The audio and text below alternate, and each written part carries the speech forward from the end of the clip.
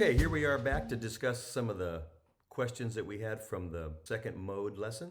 And the first question is, what is the key signature for F Dorian?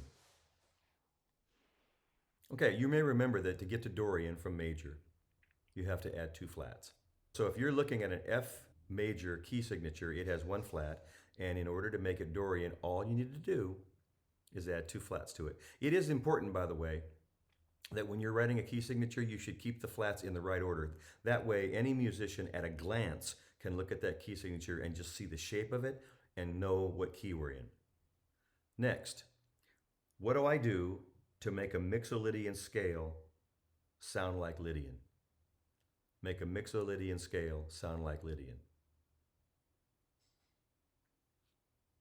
Okay, so now if we're looking at limb dapple, we'll see that a scale that is Mixolydian is going to be a couple places to the right from Lydian. A scale that sounds Mixolydian is going to be a couple steps to the right of Lydian. So what we have to do is not add flats, we're going the other way. So we're going to have to add sharps or take away the flats. So no matter what scale I have as a Mixolydian, I just have to go over 2, and that means I'm going to add 2 sharps to it. Or take away 2 flats, it's the same thing. So if I have D, which has 1 sharp as a Mixolydian scale, I have to add 2 sharps to that. That means I'm going to have D with 3 sharps. That G sharp is going to show up as the sharp 4th, which makes it sound Lydian. Next question. What is the parallel Locrian of F sharp Phrygian? That sounds complex. Might even be a trick question. Remember that parallel modes start on the same note.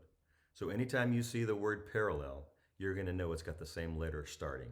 So what is the parallel Locrian of F sharp Phrygian? F sharp.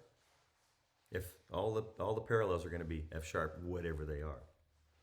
However, let's dive into what F sharp Locrian might look like. First of all, the key of F sharp has 6 sharps. So if you add 5 flats to that, and that's how we add flats to a major to get to Locrian. If we add 5 flats to that, we end up with 1 sharp. And that would make sense as well because F sharp Locrian, the Locrian starts on the 7th, it's the 7th mode, and if it's the 7th note of G, that would make it be a relative of G if it just started on F sharp. So we start with F sharp and we go all the way up in white keys and we get to F sharp, and that's F sharp Locrian. That's how you find it. So we're basically using the parallel kinds of modes and rules to find out what F sharp Locrian is, and we're also using the relative type of rules. Okay, I hope you did well on that, and if you have any further questions, please do not hesitate to contact us, and we will answer your every question. This is Craig Faniani signing off for the Sacramento Jazz Education Foundation. See you next time.